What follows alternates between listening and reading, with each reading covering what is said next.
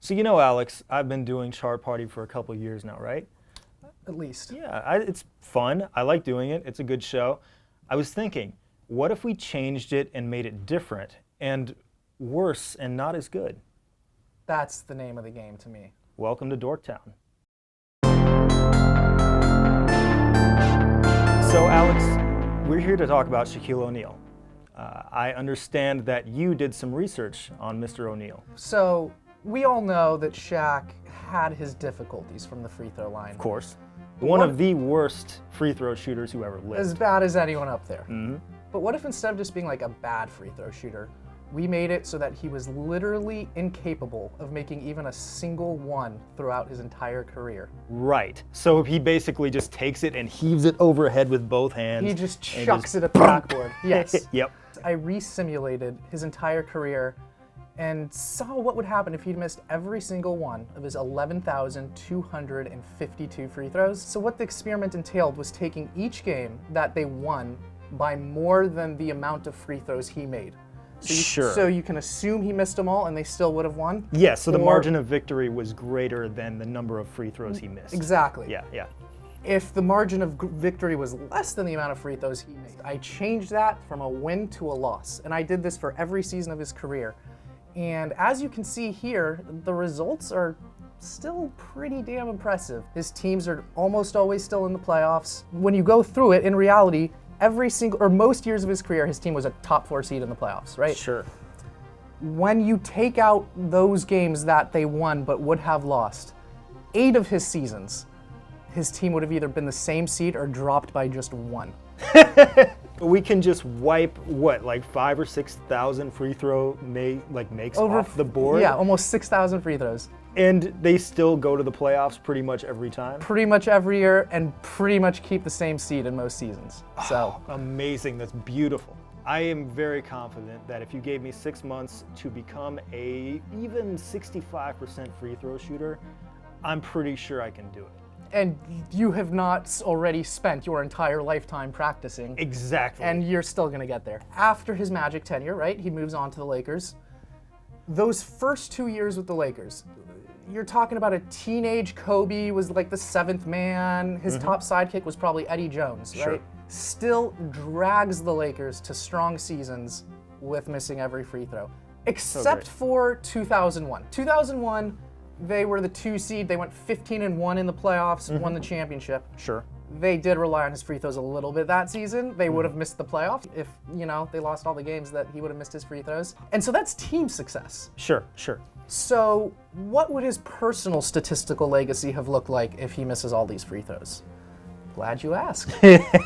Take away all his made free throws, he still would have had 10 consecutive seasons scoring 20 points per game or more, which in the annals of NBA history, all the guys that have done that, even with their freebies, it's not a very inclusive club. You can see all the guys that did it right here. It's not a lot of guys.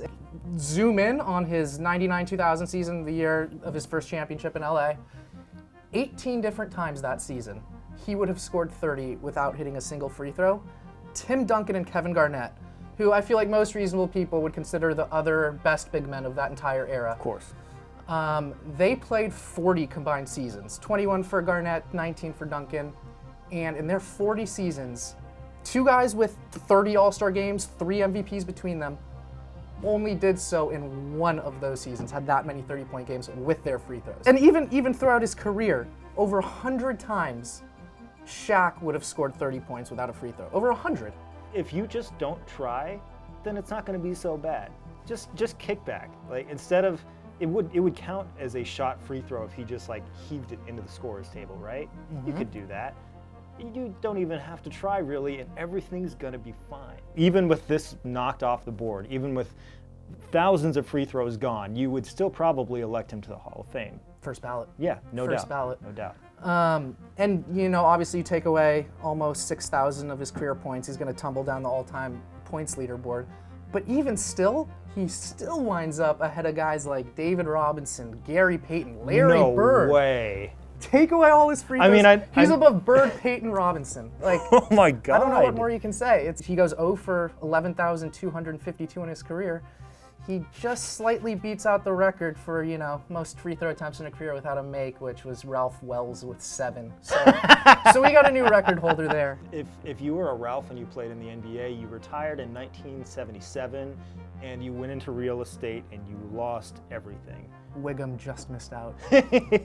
So I've got some numbers for you to sort of tack on to yours. This research was not quite as in-depth, but it's research nonetheless about Shaq and his three-point ability. You thought that his free throw percentage was bad, but his three-point percentage also very bad. For example's sake, let's take Steph Curry, one of the most prolific three-point shooters in the history of the NBA. He, on average in his career, attempts a three about every 4.5 minutes he's on the court, right? Shaq, meanwhile, attempts a three-pointer once every 32 hours, approximately. He has spent a total of 29 days of his life on an NBA court while the game was in action. That's a lot of time. 41,918 minutes. He has attempted 22 three-pointers. There is the one three-pointer that he made in his entire career. And look at the quality of this footage. It's like watching footage of Bigfoot. That is just beautiful. Look at that form. You know what that says to me, John? What? That says to me, Brian Hill, Phil Jackson, Del Harris, Pat Riley, they all misused him. Stretch 5, totally Shaquille O'Neal. Oh my God. No, man, put him in at the 1. Oh. Make him point guard. Let's make basketball fun again. What we've got here is the yellow represents Steph Curry's three-point percentage throughout his career, which is about 436, right? Mm-hmm. And here we've got Shaq's field goal percentage from each distance. So here he is from 0 to 1 feet. Of course, he's like 750, and it goes down. So what you're supposed to learn from this chart is once Shaq shoots from 6 or 7 feet away, he has a lower field goal percentage from 6 or 7 feet than Steph does from three-point range. All right, maybe he should actually stay close to the rim. Yeah, so that is the first episode of Dorktown. We are seceding from the United States. We're forming our own independent town, and you're the mayor. Love it, Mayor Rubenstein.